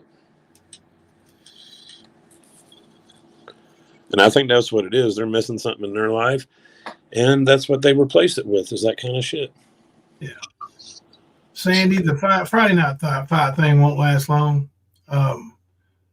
because Ernie, with the bigger chats, is going to eventually get the attention that he deserves from YouTube. Mm-hmm. And they'll realize, hey, here's this Ernie Shell guy that's been banned 7 or 8 other times. And they'll clip his channel. It'll be gone. Just as fast as he built it, it'll be gone. So, yeah, I was thinking that, like, him doing those Friday night fights, he's going to end up doing something that's going to something's going to happen on his panel that makes him lose his channel. And the size of the chats definitely could bring that attention. I didn't think about that part. I was thinking about TOS violations. Yeah. But, you can always go to your app for X and go talk to them. YouTube on there. Go let them know what you're seeing. You absolutely can. Especially ban evading and the shit that he's putting on there. Yeah. It needs to be known, y'all. Yeah, he's right back to breaking TOS from a ban evading channel. That sucks, lunatics.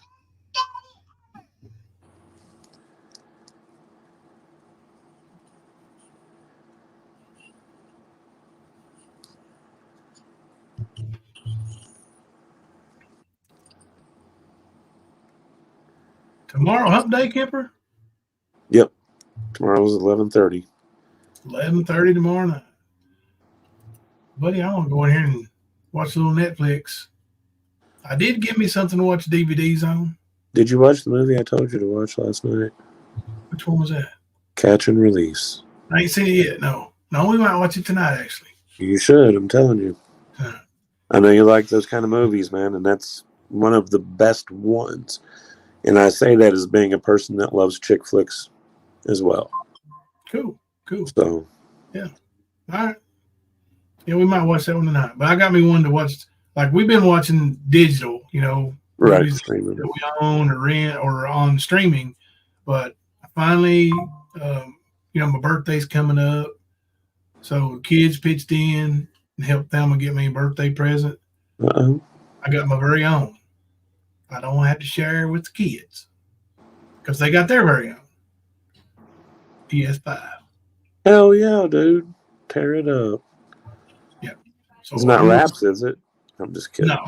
I'm going to secretly be training, like Rocky did in Rocky 1, 2, 3, 4, and 5, and 6, and 7, 8. But anyway, I'm going to secretly be training, and one of these days I'm going to challenge James in one of them shooter games he does. Oh yeah. I'm going to get him. I'm telling you, my dad and brother and nephews and brother-in-law, they all do it. They get online and play each other all the time. I'll probably just get like NBA 2K or whatever and play basketball.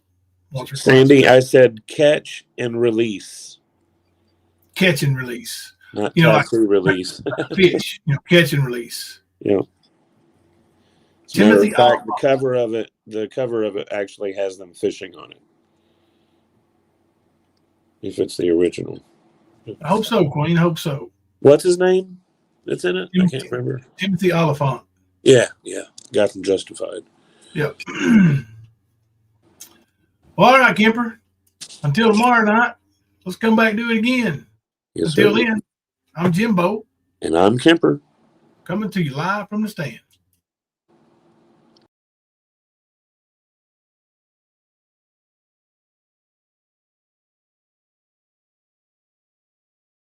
Cause I ain't no sissy la-la like some of these motherfucking YouTubers. Just saying. Just saying. Sometimes I get so mad, there's no controlling me. My thoughts get so bad, I'm like, I might grab a bat, I don't know. My rap, my blood boils over like, oh God, here goes. I lost all feeling from my head to my toes. You said some shit that I can't let go, so just stay tuned for the rest of the show. So have you ever felt betrayed? Switches how you see things, realize something needs change. Cause I know you got me up, let me show you what's up. Cause enough is enough. I'll take a face full of pavement just to make a statement. I know there's no turning back. Oh God, adrenaline wasted, so mad I can taste it. I know there's no turning back. I'll do what it takes, I ain't making mistakes like that. I'll bleed on your face just to make you go take it back. I'll lose my shit and I go crazy when I'm mad. And now you gon' wish you shut the fuck up real bad.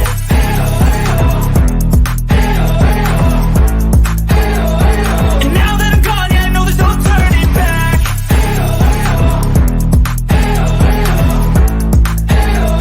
And now that I'm gone, yeah, I know there's no turning back. I'll take smoke, I'ma poke a hole through you, choking's overdue. Come at me and you won't get any older, dude. Crack your holder too. Heating up inside of me, blood so violently. Thanks for trying me. Now it's finally time to see how this rivalry becomes a dynasty. Women's boobs are their balls. They're just not down there. So yes, gentlemen, we have bigger balls than you do. What? Say what?